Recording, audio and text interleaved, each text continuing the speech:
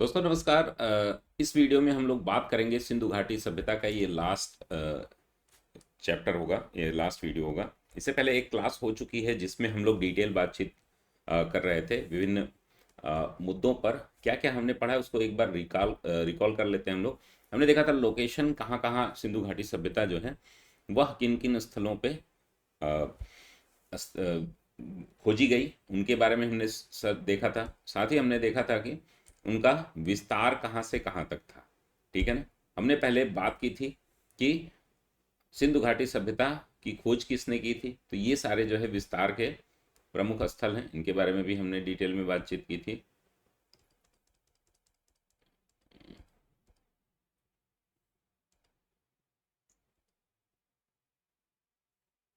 पहले हमने देखा था उद्भव का सिद्धांत, उद्भव का सिद्धांत किस प्रकार से उत्पत्ति हुई, और इसमें कुछ फैक्ट हमने देखे थे कि लोहरा देव जो है वह लेटेस्ट धान के खेती का साक्ष्य मिला। इसके बारे में बाद हमने बात की थी कि इनका expansion northern most, eastern most, southern most और वेस्टर्न मोस्ट कहाँ कहाँ तक है। तो आपको याद होगा मांडा सबसे उत्तरी, इसका जम्मू कश्मीर में आलमगीरपुर। तो आलमगीरपुर जो है इसमें सबसे पूर्वी। उसके बाद सबसे पश्चिमी जो है वो आपका सुतकेंगडोर, आपका सबसे जो दक्षिणी है वो दैमाबाद महाराष्ट्र का। तो ये हमने देखा था इसका विस्तार। साथ ही हमने तिथि निर्धारण पर भी डिटेल बात की थी। सर्वाधिक मान्य जो है डीपी अग्रवाल की है, जो 2300 से लेकर 1750 बीसी के मध्य मानी जाती है। जॉन मार्शल की 3250 से लेकर 2750 के मध्य। वहीं वियर जो है, व्हीलर, मार्टिन व्हीलर है ये, ठीक है, मार्टिन व्हीलर जो है 2500 से लेके 1500 के बीच। चलिए, तो आगे हम लोग बात कर रहे हैं इस पर डिटेल, देख लेते हैं कि क्या क्या इसमें और चीज़ें हमें देखनी है। तो दोस्तों यहाँ पर हम बात करेंगे कि जो माना जाता है कि ये बाहर से आए थे। तो जो लोग भी इनको जिस परिप्रेक्ष्य में मानते हैं कि कौन सा, जैसे कि हमने विभिन्न जो हमारे वह इतिहासकार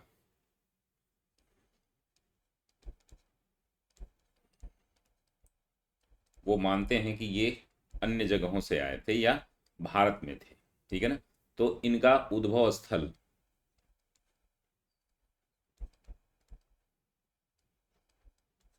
क्या क्या था, इन पर हम लोग डिटेल बातचीत कर लेते हैं। जैसे कि एक हमारे इतिहासकार हैं डॉक्टर लक्ष्मण स्वरूप, वो और रामचंद्र, वो कहते हैं कि ये आर्य थे। ठीक है ना। इतिहासकार डॉक्टर लक्ष्मण स्वरूप और रामचंद्र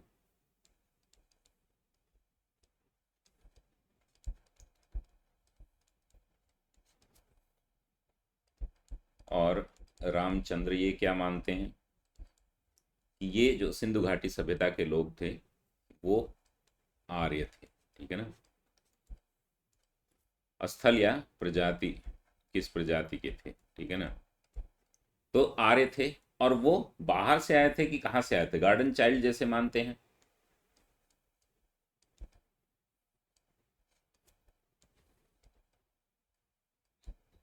मानते हैं कि ये सुमेरियन सभ्यता से आए थे, मेसोपोटामिया से, ये सुमेरियन थे। और वैसे ही हमारे राखल दास बनर्जी जो है वो मानते हैं कि ये द्रविड़ थे। राखल दास बनर्जी ये क्या मानते हैं कि ये द्रविड़ थे। और कुछ लोग इनको दास या दस्यु मानते हैं, वो मार्टिन व्हीलर, मार्टिन व्हीलर जैसे लोग जो हैं इनको दस्यु या दास के रूप में मानते हैं। इसमें कुछ फैक्ट हैं, जैसे कि इसका आकार कैसा था, सिंधु घाटी सभ्यता का आकार कैसा था, त्रिभुजाकार। ठीक है ना। आपने मैप में भी देखा होगा कि त्रिभुजाकार था,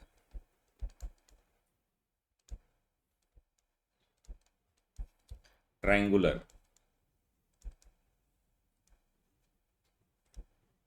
साथ ही सबसे बड़ा नगर अगर हम बात करें तो सबसे बड़ा नगर देखिए मोहनजोदड़ो है, लेकिन अगर भारत में सबसे बड़ा नगर पूछा जाए तो वो राखीगढ़ी है। ठीक है ना। तो इसका क्रम है एक मोहनजोदड़ो,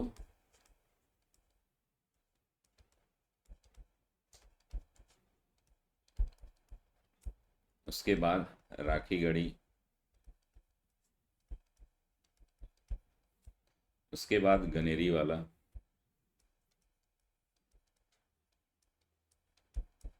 गनेरी वाला, और उसके बाद हड़प्पा। ये चार जो है सब सर्वाधिक बड़े स्थल,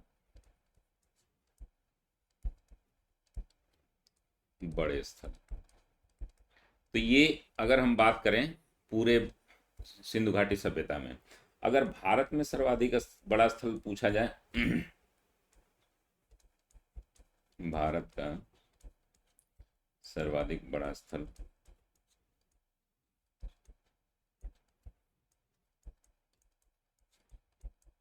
तो ये राखी गढ़ी होगा, आपसे कई बार पूछा जा चुका है, ठीक है ना। तो राखी गढ़ी का नाम आप याद रखेंगे। साथ ही दोस्तों यहाँ पर हड़प्पा लिपि के बारे में ये देखा गया है कि वो जो लिपि है उसको पढ़ा नहीं, डेसिफर नहीं किया जा सका है।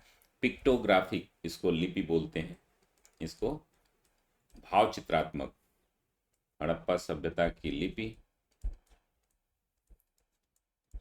सभ्यता या सिंधु सभ्यता की लिपि, यानी कि ये पिक्टोग्राफिक या भाव चित्रात्मक।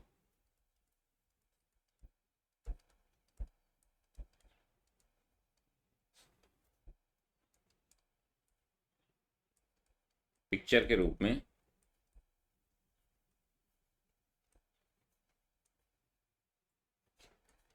लिखी गई। इसे अभी भी डेसिफर नहीं किया गया, लेकिन बजट 2020-21 में ये दावा किया गया है कि इसे जल्द ही डेसिफर कर लिया जाएगा। इसके बहुत सारी चीज़ें को समझ लिया गया।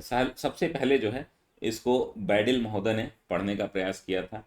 उसके बाद हंटर ने इसको, माना जाता है खरोष्ठी लिपि के नज़दीक है ये, ठीक है ना। और इसके बारे में विभिन्न और भी बातें कही गई हैं। अब हम यहाँ पर नगरीय नियोजन की अगर बात करें, नगर प्रणाली, ठीक है ना, छोटा छोटा जो जहाँ जहाँ से प्रश्न आपके बन सकते हैं उनको मैं आप यहाँ पर बता दे रहा हूँ। नगर प्रणाली यानी कि अर्बन सिस्टम इनका कैसा था।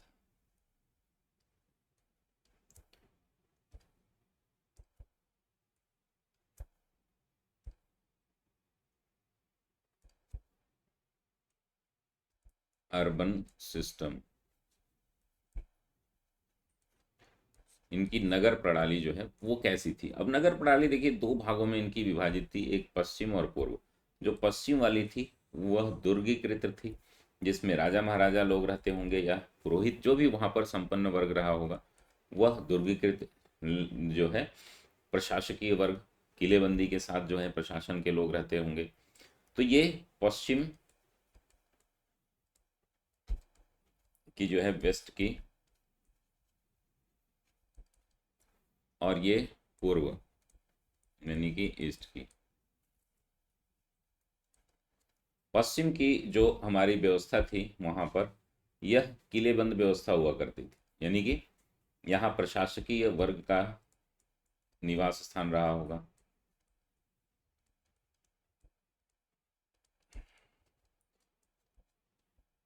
या शासक वर्ग या पुरोहित वर्ग जो भी हो यहाँ पर का निवास स्थान था।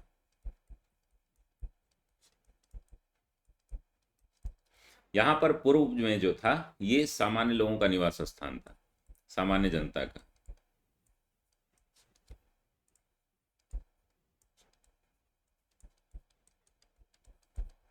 इधर मेरे ख्याल से दिखेगा नहीं अभी आप लोगों को, इसको मैं इधर लिख देता हूँ।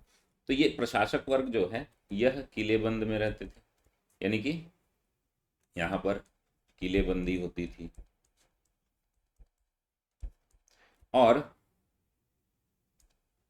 यह पूर्व जो हिस्से थे पूर्व की तुलना में ये कम चौड़ा था।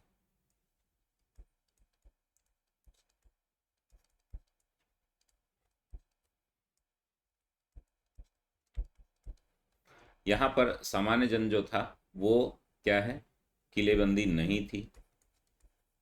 और ये चौड़ा था, ठीक है ना, किलेबंदी नहीं थी, ठीक है ना, ये आपको ध्यान में रखना हो। अब इसकी कुछ इसमें कुछ फैक्ट हैं, उन फैक्ट को हम नोट कर लेते हैं। जैसे अब जैसे मोहनजोदड़ो और हड़प्पा के किले के चारों ओर जो है ईंट की निर्मित दीवारें होती, ठीक है ना, मोहनजोदड़ो और हड़प्पा जो कि प्रमुख राजधानी शहर माने जाते हैं, मोहनजोदड़ो और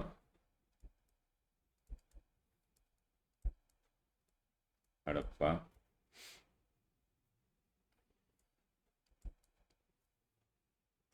के किले के चारों ओर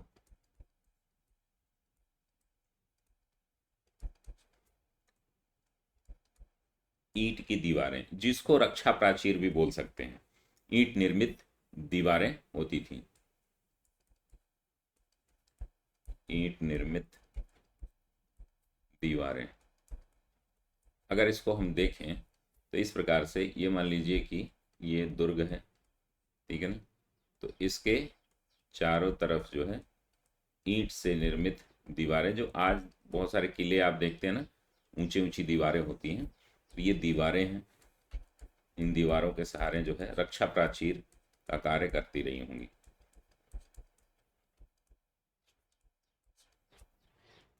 कुछ ऐसे शहर हैं जैसे कालीबंगा में सुव्यवस्थित जल निकासी नहीं थी, और कच्ची ईंटों के वहां पर मकान होने के कारण यह दीनहीन अवस्था में थी। कालीबंगा जो था यह माना जाता है कि यहाँ पर सामान्य लोग रहते होंगे। कालीबंगा में सुव्यवस्थित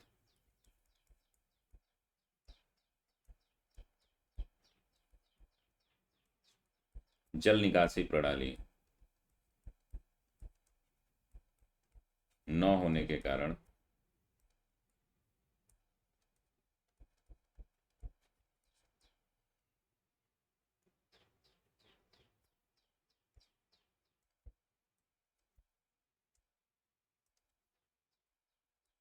न होने और मकान कच्ची ईंटों के बने होने के कारण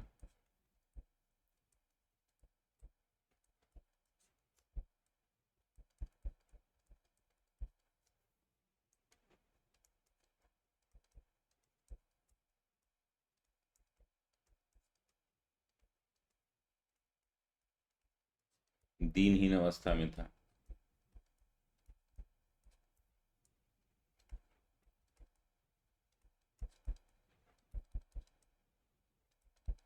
तो इसकी जो है स्थिति बहुत खराब थी। लोथल और सुरकोटडा दो ऐसे नगर थे जो दोनों ही रक्षा प्राचीर से घिरे, दुर्ग और नगर दोनों ही, यानी कि वहां पर जनमानस भी, यहाँ पर देखिए किले के चारों ओर थे, यहाँ पर सुरकोटडा और लोथल।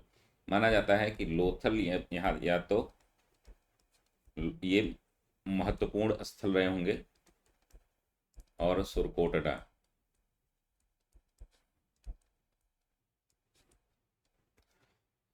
में दुर्ग और नगर दोनों,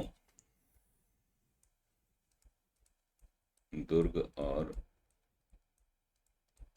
नगर दोनों एक ही रक्षा प्राचीर से घिरे थे।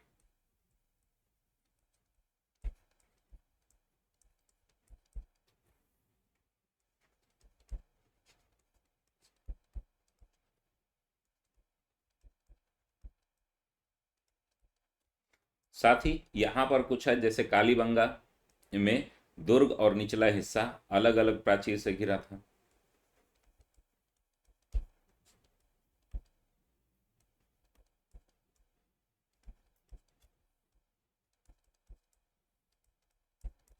दुर्ग और निचला हिस्सा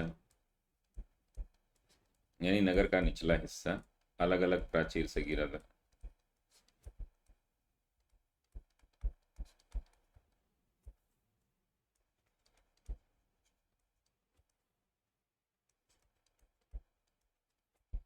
और एक शहर है चनहूदड़ो, चनहूदड़ो जो है किस राज्य में है, कमेंट बॉक्स में बताइएगा। चनहूदड़ो, इसमें जो है कोई भी दुर्ग नहीं था। चनहूदड़ो में कोई भी हिस्सा दुर्गीकृत नहीं था।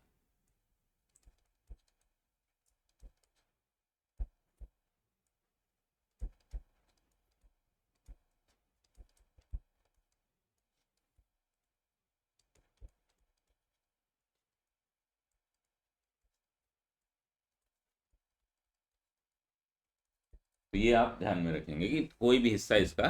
अब यहाँ पर एक जैसे सड़क प्रणाली थी दोस्तों। आगे हमारी जो है विभिन्न क्लासेस से जुड़ने के लिए आप हमारे साथ जुड़ सकते हैं। वीकली एसे राइटिंग की क्लास हमारी चल रही है, इसकी फीस मात्र 1050 है। साथ ही हमारा जो है सार्थक टेस्ट सीरीज चल रही है, 2514 जो है इसकी फीस है मात्र। और इसमें जो है 28 फुल लेंथ टेस्ट हैं, जिसमें 18 जीएस के आपके, 5 हिंदी और 5 एसए के आप दे सकते हैं। इसमें वीकली कॉपी एवोल्यूशन होता है। साथ ही दोस्तों यहाँ पर 5130 रुपये जो है आप दे करके फाउंडेशन आरओ प्लस पीसीएस भी इसमें कंप्लीट रहेगा आपका, और आरओ एआरओ भी इसमें रहेगा। अगर आप करना चाह रहे हैं तो सभी प्री मेंस सभी इस कॉस्ट में आप ले सकते हैं। साथ ही दोस्तों यहाँ पर हमारा एक आरओ एआरओ का बैच है, जिसमें आप 2873 रुपये दे करके कंप्लीट प्री मेंस आप ले सकते हैं। साथ में हमारा एक 75 दिवसीय जो है क्रैश कोर्स है रामबाण बैच के नाम से, जो कि मेंस वालों के लिए है।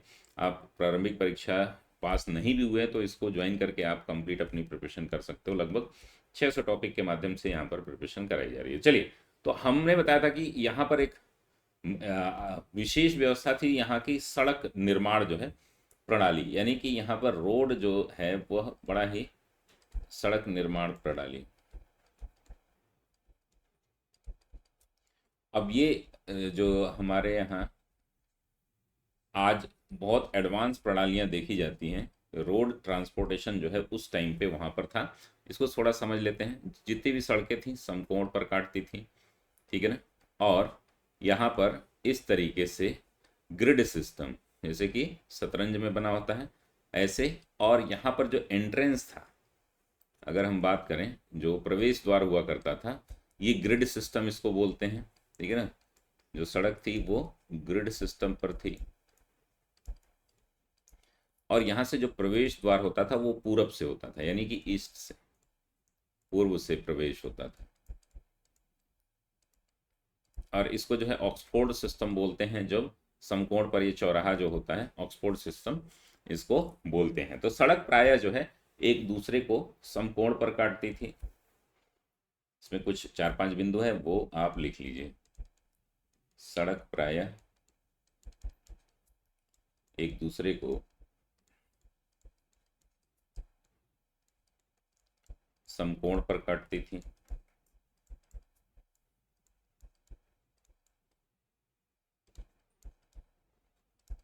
पूरा शहर जो है ग्रिड सिस्टम पर बसा था।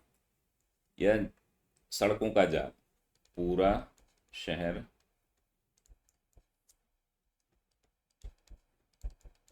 हालांकि यहाँ पर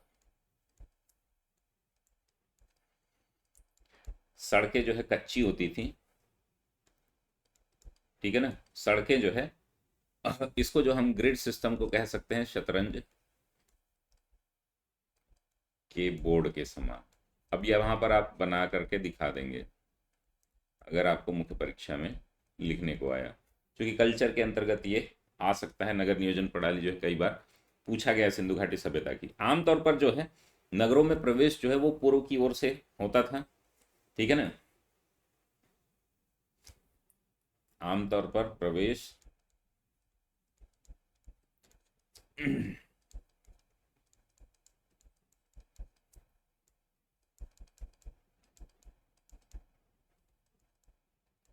पूर्व की ओर से, जैसा कि बताया गया है यहाँ पर। और इसमें एक और विशेषता है कि सड़कें जो है ऑक्सफोर्ड सर्किल, जहाँ पर सड़कें जहाँ पर मिलती थी उसे ऑक्सफोर्ड सर्किल कहा जाता है। सड़कें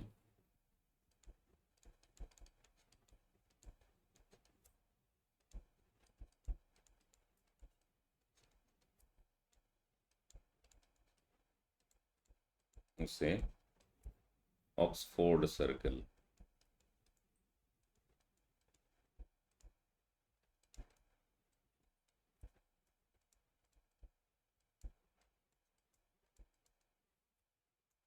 ठीक है ना, ऑक्सफोर्ड सर्कल कहते हैं।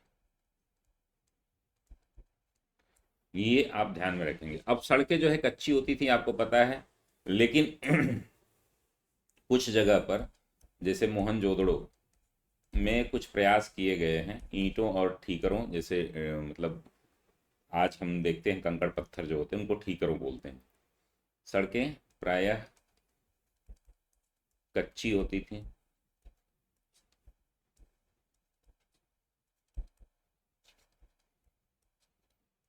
कुछ उदाहरण मिलते हैं जहां पर जैसे मोहनजोदड़ो में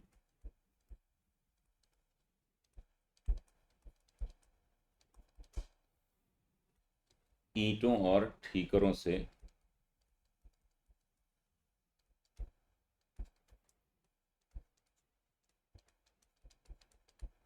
पक्की बनाने का प्रयास किया गया था।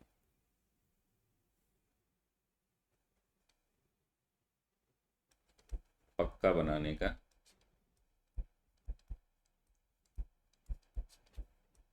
हालांकि ज्यादातर जो है प्रयास किया गया। तो ये आपका सड़क प्रणाली है। एक यहाँ पर बड़ा ही इम्पोर्टेंट था कि हमारे जो जल निकासी सिस्टम था यहाँ पर काफी इंटरेस्टिंग था। जल निकासी निकासी प्रणाली, इसको हम बोल सकते हैं ड्रेनेज सिस्टम।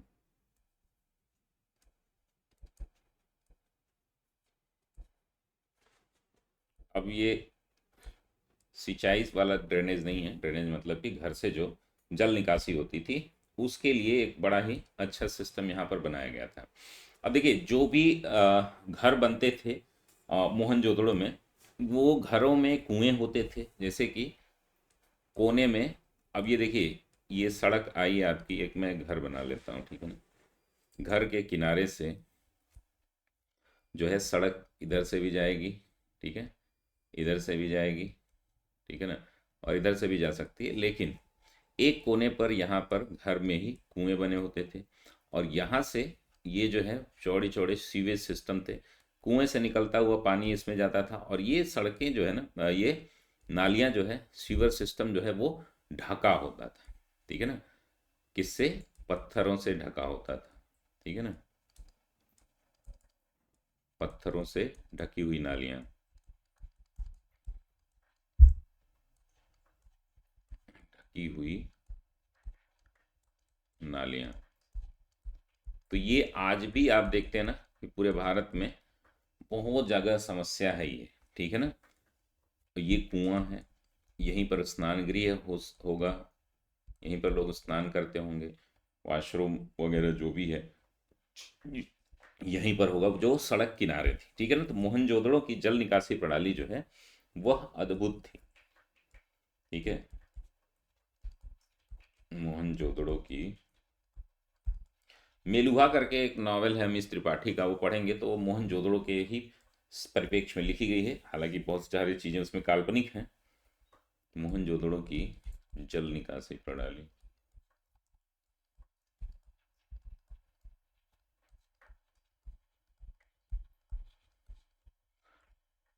अद्भुत थी।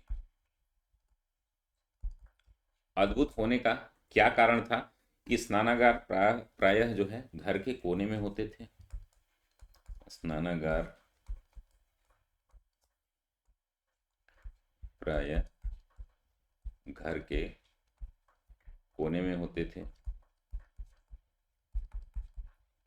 और यहीं से, जैसा कि मैंने बताया था अभी, कि जो सड़क या गली के पास जल निकास आसानी से करते थे, जो सड़क या गली के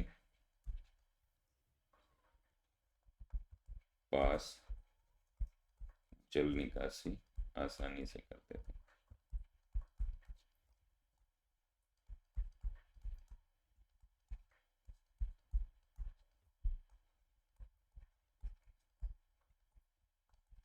अब इससे क्या फायदा था कि जो है अगर ड्रेनेज सिस्टम आपका बहुत अच्छा है, साफ सफाई बहुत अच्छी है, तो बीमारियां कम होगी। नालियां जो थी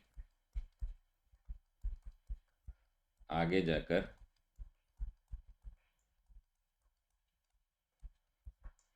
बड़े शीवर, अब शीवर ही बोल सकते हैं, क्या बोल सकते हैं इसको, बड़ी नालियों में मिलती थी,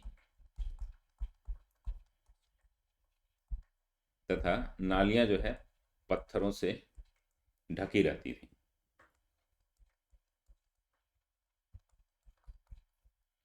से ढकी रहती थी।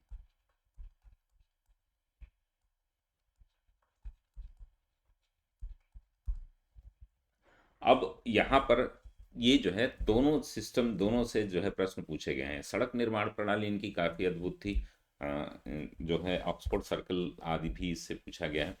अब देखिए दूसरा क्या था कि हमारा ये भी था। तीसरा यह है कि भवन निर्माण, यहाँ पर जो है आर्किटेक्चर जो है घर बनाने का जो है, हाउसिंग जो है वो भी बहुत अच्छी थी। अब भवन निर्माण कैसे, तो पक्की ईंटों के भी, कच्ची ईंटों के भी हैं, ठीक है ना। तो भवन निर्माण पर हम थोड़ा सा बात करेंगे।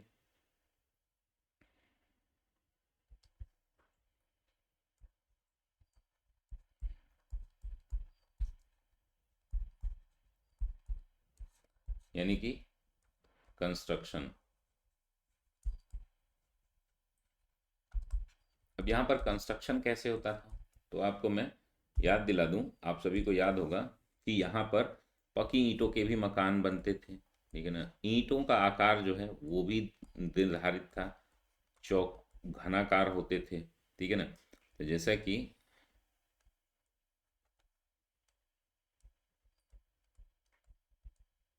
घनाकार,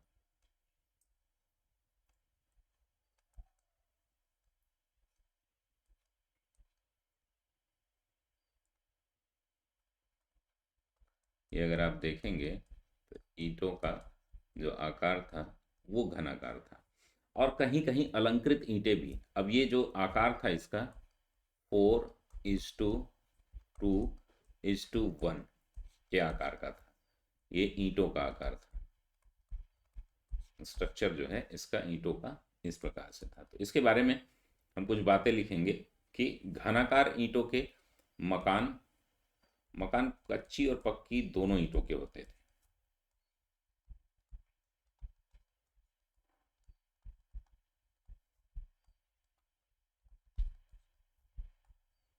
कहीं पर केवल के होते थे। ईंटों का आकार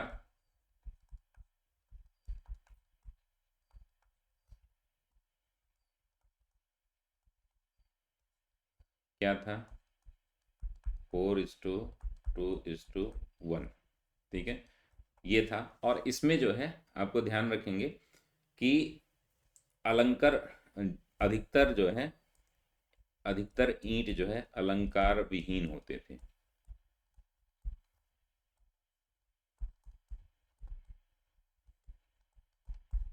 अलंकार विहीन यानी कि किसी भी प्रकार का इस पर अलंकार नहीं था। लेकिन इसका एक अपवाद है, कहाँ पर, यह प्रश्न पूछा भी गया है। कालीबंगा से अलंकार युक्त ईंटें भी प्राप्त की गई। कहाँ से, कालीबंगा से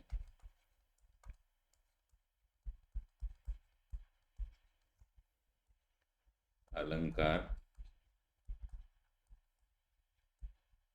युक्त ईंटें भी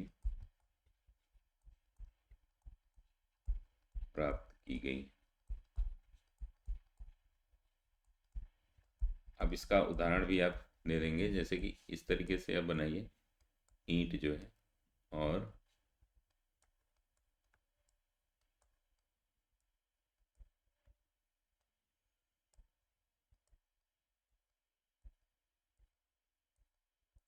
इस पर जो है कुछ आकृति बनी हुई हो, इसी को अलंकारित, अलंकृत जो है ईंटें कहेंगे, ठीक है ना। कालीबंगा से अलंकार युक्त ईंटें भी मिली हैं। तो ये कुछ उदाहरण हैं। अब ये जो है मोहनजोदड़ो से चूने के पत्थर के और साहुल के भी साथ, साहुल सूत्र जैसे उसको आप लोग देखे होंगे, जो मिस्त्री होते हैं उन मिस्त्री, जैसे हमारे गांव क्षेत्र में आप लोग देखे होंगे कि जो मिस्त्री जो धागे में लट्टू जैसा लगाए रहते हैं उसको साहुल सूत्र बोलते हैं। ठीक है ना। तो मोहनजोदड़ो से चूने के पत्थर यानी कि गारा हो गया ना। मोहनजोदड़ो से चूने के पत्थर। अभी आपने देखा कि हम लोग जो 70-80 के दशक तक जो है, जो भवन निर्माण होता था वो चूने के पत्थर से होता था, चूने के गारे से होता था, या राबिस से होता था। चूने का, चूने के पत्थर का साहुल सूत्र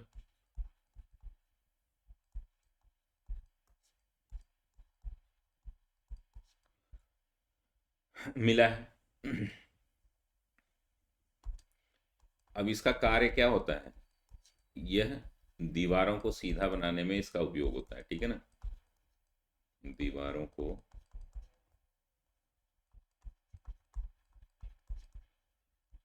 सीधा बनाने में उपयोग। अब जोड़ के लिए मिट्टी का ही प्रयोग करते थे या किसी चूने पत्थर आदि का। ठीक है ना। अब जो दरवाजे थे, जैसा कि मैंने बताया था घर, तो वो सीधे किधर, प्राय किधर खुलते थे? तो उनका जो था ये सड़क की ओर था। दरवाजे जो है प्राय सड़क की ओर खुलते थे।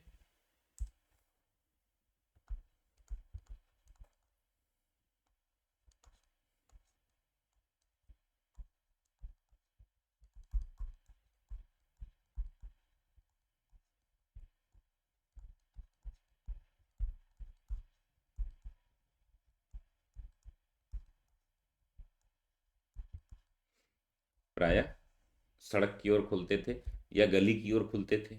ठीक है ना। लोथल में, सॉरी यहाँ पर क्या था, सड़क नहीं गली की ओर खुलते थे। लोथल में सड़क की ओर खुलते थे।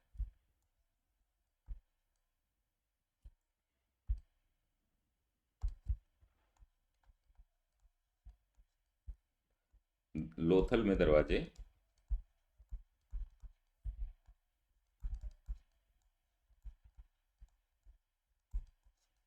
सड़क की ओर खुलते थे। तो ये कुछ फैक्ट हैं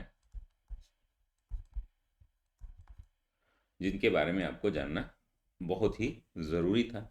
अगर हम बात करें सामाजिक जीवन की, उनकी सामाजिक जीवन, उनका व्यापारिक जीवन कैसा था, उनका आर्थिक जीवन कैसा था, तो उनके बारे में थोड़े थोड़े नोट्स जो है यहाँ पर मैंने बना करके उसको सॉल्व करने की कोशिश की है। आप इसको देख सकते हैं। तो उसके माध्यम से हम समझने का प्रयास करेंगे क्या, कि ये जो हमारा,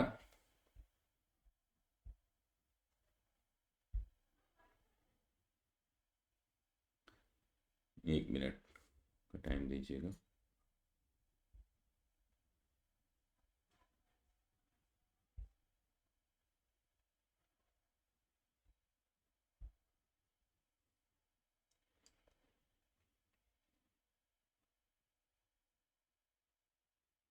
यहाँ पे हम लोग सिंधु घाटी सभ्यता के बारे में डिटेल में आज पूरा कंप्लीट कर लें। कुछ होमवर्क दूंगा मैं, आप लोग इससे, एक तो प्रीवियस ईयर क्वेश्चन जो भी आप पुस्तक पढ़ रहे हैं उससे आप कर लेंगे। ठीक है ना। सारे इसका नाम याद कर लेंगे। ठीक है ना। और इसके बारे में कुछ चीज़ें हैं, अलग अलग क्षेत्रों से हम देख लेंगे कि कौन कौन से क्षेत्र यहाँ पर नगर नियोजन में, हम लोग एक बार फिर से देख लेते हैं। ठीक है ना। जैसे कि हम लोग अभी इसके माध्यम से देख रहे थे, तो नगर नियोजन क्या है? हड़प्पा सभ्यता की सबसे प्रभावशाली व्यवस्था क्या है? उसको नगर योजना एवं जल निकास प्रणाली है। यह नगर योजना जाल पद्धति यानी कि ग्रिड सिस्टम, इसी को बोलते हैं, ग्रिड सिस्टम विन्यास पर है। प्राप्त नगरों के अवशेषों से पूर्व या पश्चिम दिशा में दो टीले हैं। पूर्व दिशा में स्थित टीले पर नगर या फिर आवास क्षेत्र के साक्ष्य मिले हैं।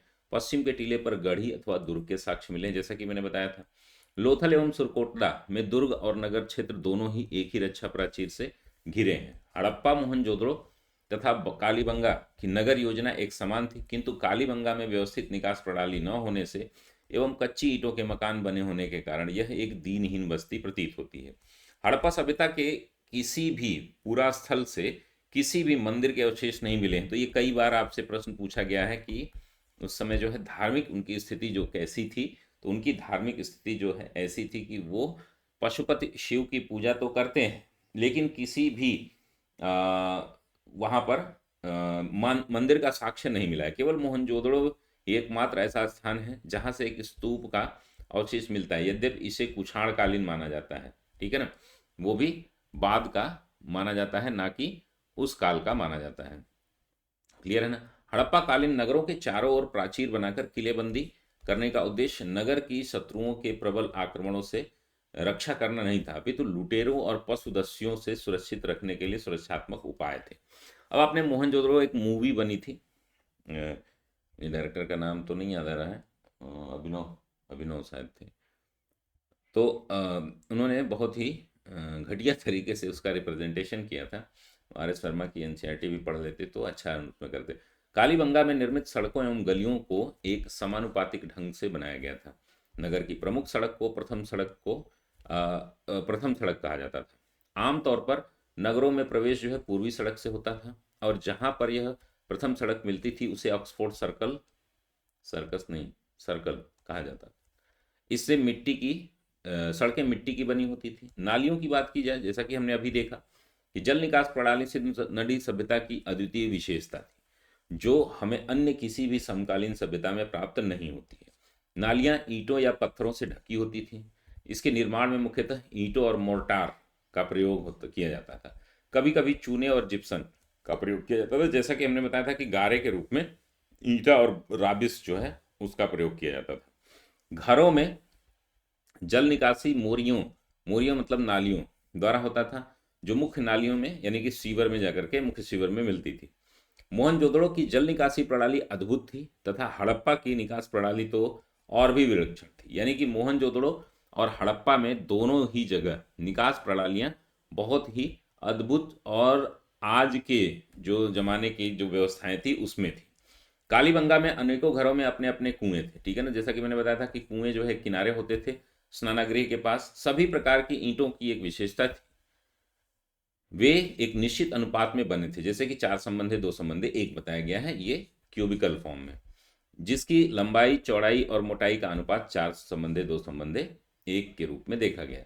मकानों के क्यूबिकल घनाकार बोलेंगे उसको, क्यूबॉइड मकानों का निर्माण में एक आंगन, एक रसोई घर और एक स्नानागार बना था, ठीक है ना। आंगन था, एक रसोई घर, जो पुराने घर हमारे बने होते थे वो ऐसे ही होते थे।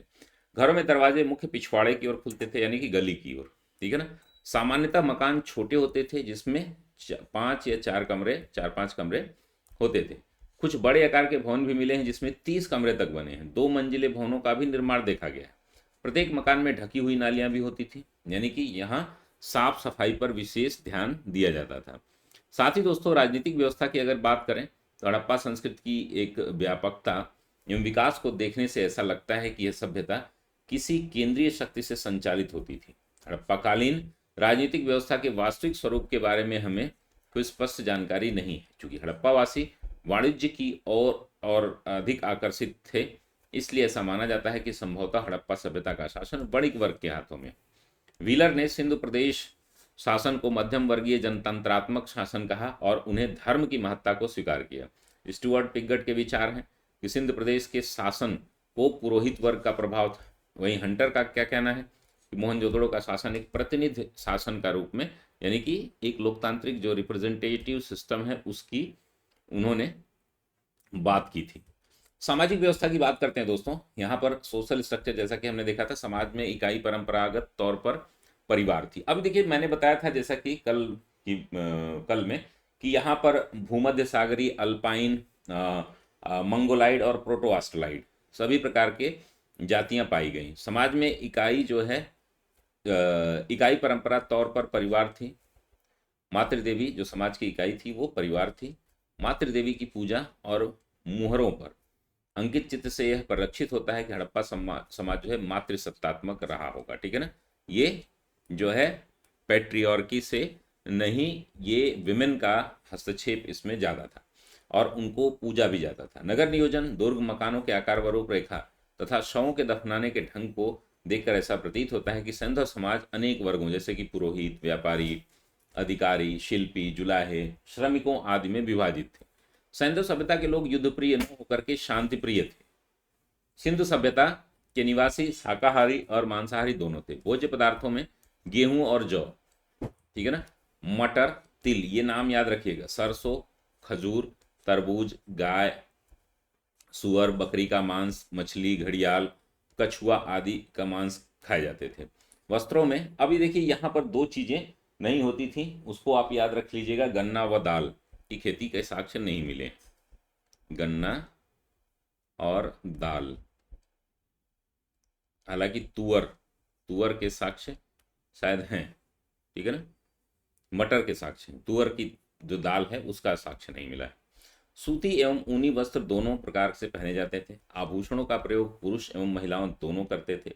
मनोरंजन के लिए पासे का खेल, नृत्य, शिकार, पशुओं की लड़ाई आदि प्रमुख साधन थे।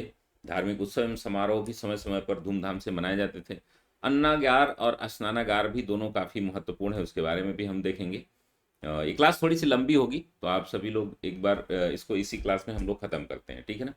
धार्मिक जीवन की बात करें तो पुरास्थलों से प्राप्त मिट्टी की मूर्तियां, पत्थर की छोटी मूर्तियां, मुहरों, पत्थर निर्मित लिंग, योनियों, मृद भांडों पर चित्र चिन्हों से परिलक्षित होता है कि धार्मिक विचारधारा मातृदेवी, पुरुदेवता, पुरुदेवता यानी पुरुष देवता जो है पशुपतिनाथ शिव की, जो आदि शिव के नाम से लिंग, योनि, वृक्ष, प्रतीक और पशु, जल आदि की पूजा की जाती थी। मोहनजोदड़ो से प्राप्त एक मुहर पर तीन मुख वाला, ये मुख्य नहीं, मुख वाला पुरुष ध्यान की मुद्रा में बैठा है। उसके सिर पर तीन सींग है। इसके बाईं ओर एक गैंडा और भैंसा तथा दाईं ओर एक हाथी और व्याघ्र है। इस पशुपत शिव का रूप माना गया है। इस जो जो आपको जो ये मूर्ति मिली है, खंडित मूर्ति, इसको आद्य शिव मार्शल ने कहा है। हड़प्पा में पकी मिट्टी की स्त्री मूर्तिकाएं भारी संख्या में मिली हैं। एक मूर्तिका में स्त्री के गर्भ से निकलता हुआ एक पौधा दिखाया गया है। यह संभवतः पृथ्वी देवी की प्रतिमा है। हड़प्पा सभ्यता के लोग धरती को उर्वरता की देवी मानकर इसकी पूजा करते थे। धार्मिक दृष्टिकोण का आकार जो है इहलौकिक तथा व्यवहारिक अधिक था, ना कि परलौक से संबंधित था। मूर्ति पूजा का आरंभ संभवतः सैंधव सभ्यता से माना जाता है, हालांकि इसका कोई साक्ष्य नहीं मिला है। हड़प्पा कालीन जो इसका कोई साक्ष्य मूर्ति पूजा के रूप में नहीं मिला है, लेकिन प्रारंभ माना जा सकता है क्योंकि इस समय मूर्तियां जो मिली हैं वह काफ़ी संख्या में मिली हैं। आर्थिक जीवन की अगर हम बात करें तो ये व्यापारी लोग थे। मुख्यतः पशुपालन, कृषि और दस्तकारी आदि जो है इनका प्रमुख पेशा था। कृषि अधिशेष, पशुपालन, विभिन्न दस्तकारियों में दक्षता और समृद्ध आंतरिक और विदेश व्यापार पर आधारित थी। कृषि की बात करें तो सिंधु घाटी के लोग बाढ़ उतर जाने पर नवंबर के महीने में बाढ़ वाले मैदान में के बीच में खेती करते थे और अप्रैल महीने में गेहूं और जौ की फसल काट लेते थे।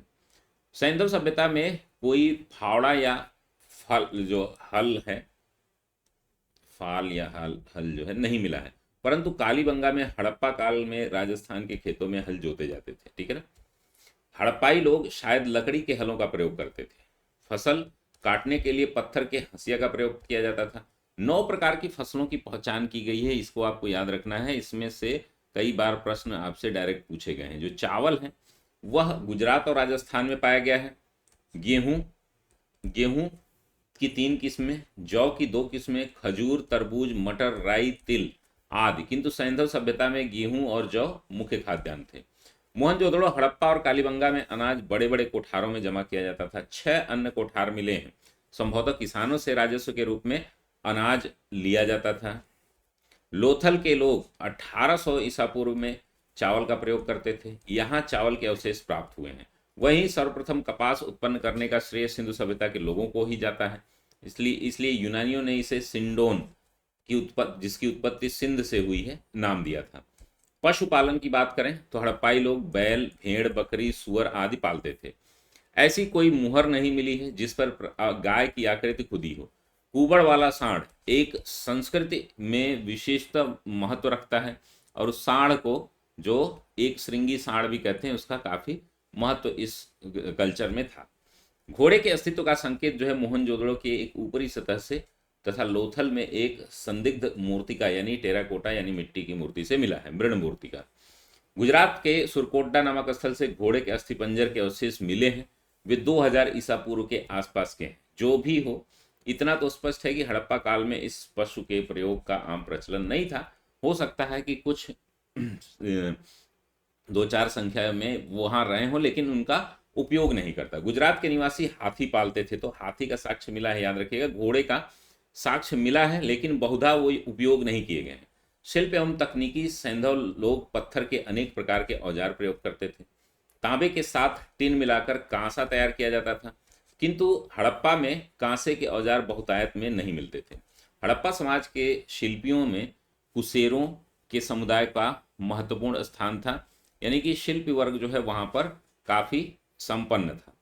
मोहनजोदड़ो में किसी बर्तन पर लेख नहीं मिलता है, परंतु हड़प्पा के बर्तनों पर लेख भी मिलते हैं।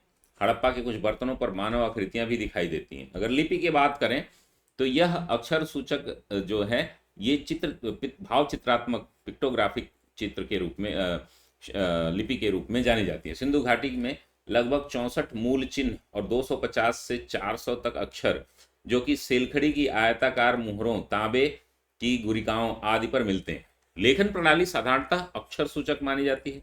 हड़प्पा लिपि का सबसे पुराना नमूना क्या है? 1853 में मिला था, जो कि 1923 तक पूरी लिपि प्रकाश में आ गई, किंतु अभी तक पढ़ी नहीं जा सकी। हालांकि बजट 1920-21 में इस पे दावा किया गया है कि इसको डेसिफर कर लिया गया है और जल्द ही इसको भारत सरकार द्वारा जो है क्या किया जा सकता है, ओपन किया जा सकता है। हड़प्पा लिपि भाव चित्रात्मक है और उसकी लिखावट क्रमशः दाईं से बाईं ओर, ठीक है ना, इधर से राइट टू लेफ्ट है, ठीक है ना। सैंधव लिपि मूल रूप से देशी है और जिसका पश्चिम एशिया की लिपियों से कोई संबंध नहीं है। बाट माप की बात करें तो ये लोग साइंटिफिक भी थे। तौल की इकाई संभवतः 16 के अनुपात में थी, 16, 64, 160, 32, 320 और 640 आदि। ये बाट घनाकार, बेलनाकार, शंक्वाकार आदि होते थे।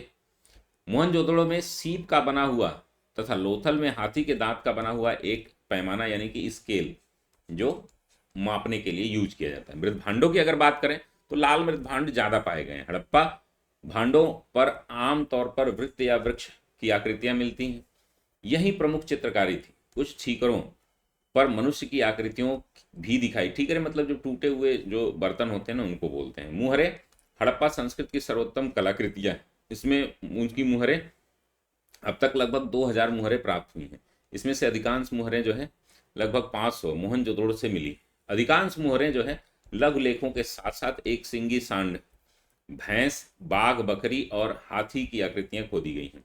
मुहरों के बनाने में सर्वाधिक उपयोग जो है सेलखड़ी आप समझ रहे हैं, जो हम लोग चाक है ना, उसी को सेलखड़ी बोलते हैं, किया गया है। लोथल और देसलपुर से तांबे की बनी मुहरें प्राप्त हुई हैं। सैंधव मुहरें वर्गाकार, आयताकार और वृत्ताकार तीनों हैं। ये भी प्रश्न कई बार पूछा गया है। सैंधव की मुहरें कैसी हैं? वर्गाकार ही नहीं है, आयताकार और वृत्ताकार तीनों हैं।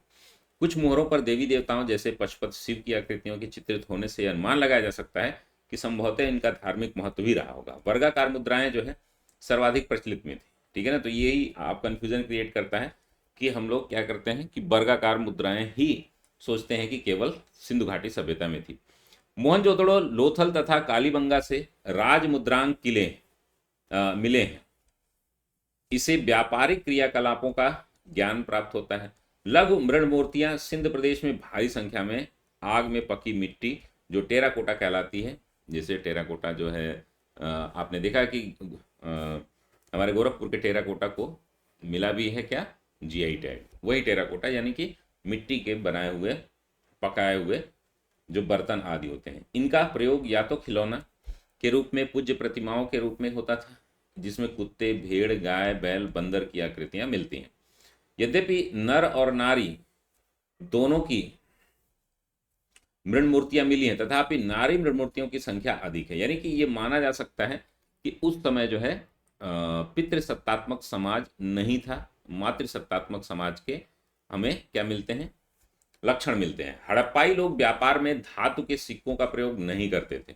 आदान प्रदान वस्तु विनिमय यानी बार्टर सिस्टम जिसको बोलते हैं, बार्टर सिस्टम जो है होता था। स्थलीय व्यापार में अफगानिस्तान, ईरान तथा जलीय व्यापार में मकरान के नगरों की भूमिका महत्वपूर्ण देखी गई है। बहरीन द्वीप के व्यापारी दोनों देशों के बीच बिचौलियों का काम करते थे। मोहनजोदड़ो की एक मुहर पर एक ठीकरे यानी बर्तन का टूटा हुआ टुकड़ा के ऊपर सुमेरियन ढंग की नावों का चित्र अंकित है। लोथल से फारस की मुहरें मिली हैं।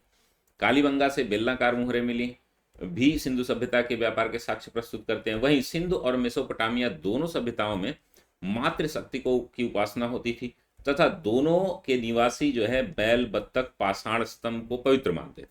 तो ये कुछ समानताएं पाई गई हैं। सैंधव सभ्यता की समृद्धि का प्रमुख कारण उनका विदेशी यानी कि फॉरेन ट्रेड जो है वो प्रमुख था, यानी कि विदेशी व्यापार जो है वो प्रमुख था।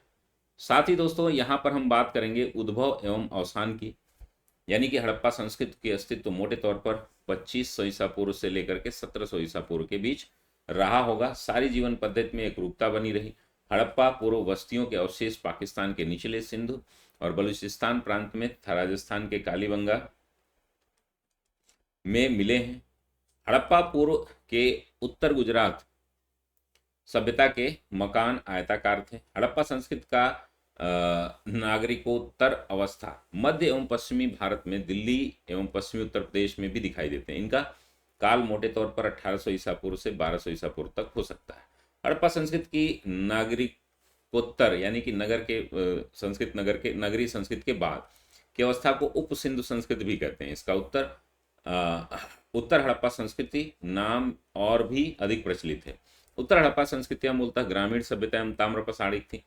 पकाई हुई ईंट हरियाणा के भगवानपुर और उत्तर हड़प्पाई अवस्था में मिलती हैं, पर इसके सिवा और भी कहीं ये नहीं पाई जाती है। धीरे धीरे अब सिंधु घाटी सभ्यता से विस्तार यहाँ पर आप देखते हैं कि आर्यों का विस्तार आता है। अब ये माना जाता है कि इनके कारण क्या क्या रहे होंगे इनकी नष्ट होने के। तो कोई बोलता है कि बाढ़ आ गई थी, कुछ लोग बोले आर्यों का आक्रमण हो गया, और कुछ बोलते हैं कि भाई यहाँ पर भयंकर महामारी आई होगी, तो इन कारण से इनकी इस सभ्यता का विनाश हो गया।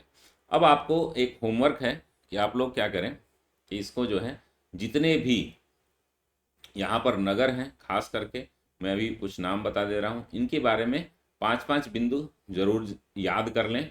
जैसे कि मोहनजोदड़ो हो गया, हड़प्पा हो गया, मोहनजोदड़ो हो गया, चनहूदड़ो हो गया, कालीबंगा हो गया। कालीबंगा के बाद जो है आपका सुरकोटडा हो गया, और सुरकोटा, धौलावीरा, ये सभी नगरों के बारे में पढ़ लीजिए। और एक और प्रश्न पूछा जाता है बार बार आपसे कि नगर जो है किन नदियों के किनारे पाए जाते हैं, तो उनका थोड़ा सा हम 2 मिनट देख लेते हैं। किस नदी के किनारे कौन सा जो है नगर पाया जाता है, उसके बारे में यहाँ पर 2 मिनट का और 2 मिनट और क्लास है, एक बार देख लेते हैं हम लोग। मोहनजोदड़ो जो है वो सिंध नदी के किनारे है।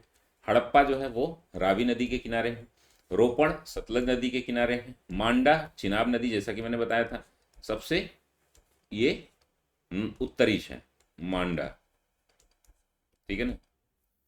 कालीबंगा घग्घर नदी, प्राचीन सरस्वती या दृश्यवती नदी इसको बोला जाता था। लोथल बहुत बार पूछा गया, भोगवा नदी के किनारे। सुतकांगडोर जो यहाँ पर है सुतकांगडोर, और ये जो है दास्क नदी के किनारे है। बालाकोट विंदार नदी अरब सागर में जो गिरती है, इधर ही बालाकोट है।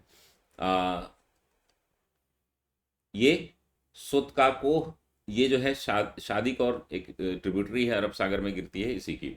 आलमगीरपुर जो है हिंडन नदी जो उत्तर प्रदेश वाला है। रंगपुर मादर नदी। कोटदीजी सिंधु नदी। बनावली या बनवाली ये प्राचीन सरस्वती नदी, और चनहूदड़ो सिंधु घाटी या सिंधु नदी के किनारे पाई जाती है। तो ये रही कंप्लीट जानकारी आज के। आपको सिंधु घाटी सभ्यता कंप्लीट हो गया। इसमें आप कुछ चीज़ें जो चाहें तो देख सकते हैं, कुछ चीज़ों को आप यहाँ ऐड कर सकते हैं, लेकिन ये इतना ही आपके लिए मोर देन सफिशियंट है। प्रीवियस ईयर क्वेश्चन आप कर लेंगे तो यहाँ से एक भी प्रश्न आपका गलत नहीं होगा। तो मिलते हैं हम लोग अगली क्लास में, तब तक के लिए धन्यवाद। दोस्तों अगर आप हमारे अन्य कार्यक्रम से जुड़ना चाहते हैं, देखिए हमारे साथ जो है जुड़ने के लिए आप हमारा ऐप डाउनलोड कर लें। वेबसाइट पर हमारे बहुत सारे वो चल रहे हैं, नोट्स आदि चल रहे हैं, तो उनसे आप जुड़ सकते हैं। वेबसाइट के माध्यम से आप जो है हमारे साथ,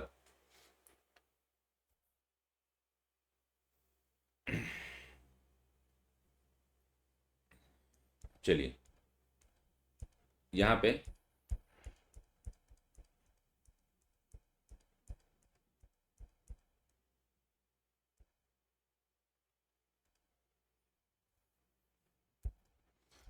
एक मिनट, हमारे अन्य कार्यक्रम से आप जुड़ सकते हैं। इन कार्यक्रमों की एक बार मैं एक बार रिवाइज करा दूं आपको कि ये हमारा एसे राइटिंग प्रोग्राम है जो 1050 रुपये में मात्र है, आप इससे जुड़ सकते हैं। 2514 में आपका पूरी टेस्ट सीरीज है हमारी मेंस की। हमारा जो है 5103 में 30 में कंप्लीट जो है 1.5 साल का सारा कोर्स है, जितने भी हमारे यहाँ कोर्स चलते हैं।